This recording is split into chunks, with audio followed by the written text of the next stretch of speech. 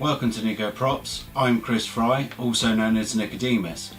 So today we're going to be going through the process I use to get the dome plug ready for moulding, which it is now. So let's go straight into the processes that I use for that. Okay, so one of the first things I had to do was smooth out some of the repairs that I'd done from the previous work times on this. So the whole dome's made out of foam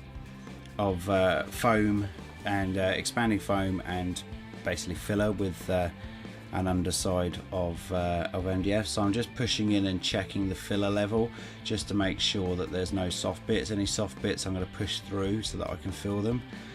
Give it a quick brush down so that I can then apply some fresh filler to it, which is going to fill in those sections. I bought that Makita just to do that job. So it's important when you mix up filler that you use one side of the filling knife so that you don't get little seams and streams and things on the back of the knife, because they can get unruly and get everywhere. I'm using an eBay filler here, which is the Pro Range Magic, which is fantastic actually. I must admit it's a cheaper brand, but it works just as well as Bondo. I'm going to add in some hardener here and basically just mix that up. I need to make sure it's thoroughly mixed with any filler, make sure it's a consistent colour. I generally just try and kind of scoop it all together, and I'm just using a piece of MDF there to spread it about on. Once that's all mixed in, I can then go and apply it, and I'm using a wide filling knife here deliberately because some of these holes are actually quite big basically, so I want to make sure that I can get those filled without having to go back again a second time because of the filling knife strokes. As you can see, there's a lot of thin spots on the dome, which I'm having to fill going around the sides. When this is completed, it's going to be quite a thick layer of filler, and this is probably used a couple of tins of that filler on there, which I got on eBay. I think it was about £20 for a 3.5 kilo tub, which is pretty damn good actually, to be fair. It may be a bit more now because I did buy it a while ago. So I'm just making sure that I've covered all these little areas, and then it's going to be going to need all sanding back once it's cured. I mean, this stuff cures pretty fast actually, to be fair. It's going to cure in about, I don't know, an hour or so. If you sand it while it's still going off, which you can do, it's softer and it's easier to sand. The longer you leave it, the harder it is to sand. I'm going to use an electric sander, as you saw earlier, for this, because it's a fairly large surface. It's fairly easy to sand with an electric sander. I mean, I did most of the previous sanding by hand, but it was taking a long time. So this Makita palm sander I bought specifically to do this job, but I'm hoping that it's going to be an absolute boon for doing all the other stuff. Now, one thing I would note is I'm doing this inside my workshop. I kind of wish I'd done it outside. You can see the room filling up with dust as I do this. Well, everything in the workshop was completely coated, absolutely coated in stuff from that sander, all the filler and everything basically. I had the door open, I was wearing a mask, I've got my goggles on, but you know, everything got absolutely covered. I still got to put cupboard doors on all of those units at the bottom to stop dust like this from getting in there, but everything's covered in filler dust. So word to the wise, do this kind of thing outside. I didn't think about it. I wanted to be indoors and out of the sun, to be honest. Now I'm just going to give this a quick wipe over with basically a sponge and some water, and that's to get rid of most of the dust. I've brushed some of it off just with the dustpan brush, and I've let the dust settle in the room before I do this.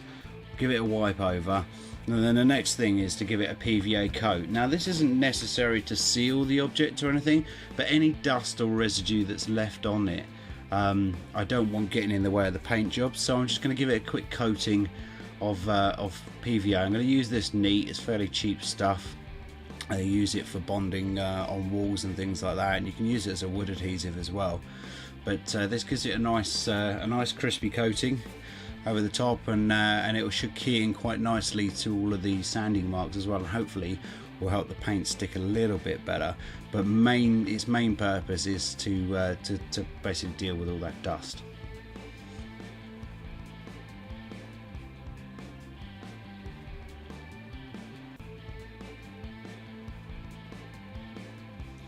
So this is all just going on neat at the moment. I just need to make sure I've covered all of the areas.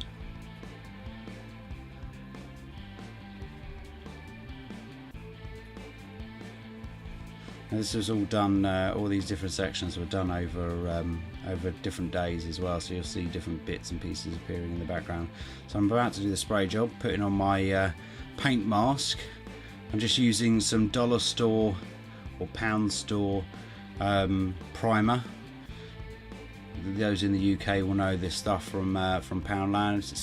It's not bad stuff for a pound a can, really. Does the job. I don't want anything too pricey. They've always got it. I always get a funny look in this store actually when I fill up a basket with about 30 cans and buy 30 cans all at once. But there you go. You can use any old primer, to be honest. A grey primer is probably best because I'm going to be spot puttying this afterwards, and it's a good contrast to see where you've gone wrong. And also with the white filler, I can't see any of the pinholes and things like that. So once that's set, I'm going to use this red glazing putty. This is also known as spot putty. So this is what body workers use when they've done a filler job on a car. They'll give it a quick coat in a primer, which is going to show up all the little pinholes and things, and that's kind of what I'm looking for. I'm looking for all these little pinholes and little fissures and bumps and things that I couldn't see when it was white, and I can fill those with this putty. But it's a very fine filler, so you don't want it in thick layers, you want it in thin layers really, because it won't bind properly. And this is going to take probably a couple of hours to actually go off properly.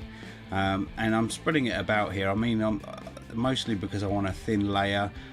A lot of these are very small pinholes, but some people cover the entire thing in this glazer's putty and then sand the whole thing flat. I mean, I'm just sanding this down with I think it's a 120 grit sandpaper, so just the standard stuff you get from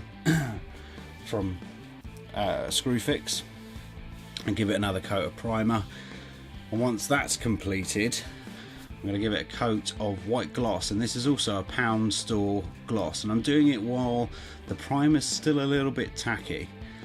The reason for this is I don't want to have to sand the primer to be able to key it in. I want it to stick, so I wait till it goes off a bit, and then when the white's still a little bit tacky, I apply this Plasticoat blue. Now it doesn't have to be any colour in particular. I chose blue for the contrast on the camera, and I like Plasticoat because it dries incredibly fast, and this is also a high gloss, so this is going to give it a lovely shine at the end of it, which is great because when I go to wax it, it's going to release well. And that's it, done. So that's the dome mould completed now. All I need to do now is wax it and put some mould release on it, some blue PVA mould release, and then this is going to be ready for casting.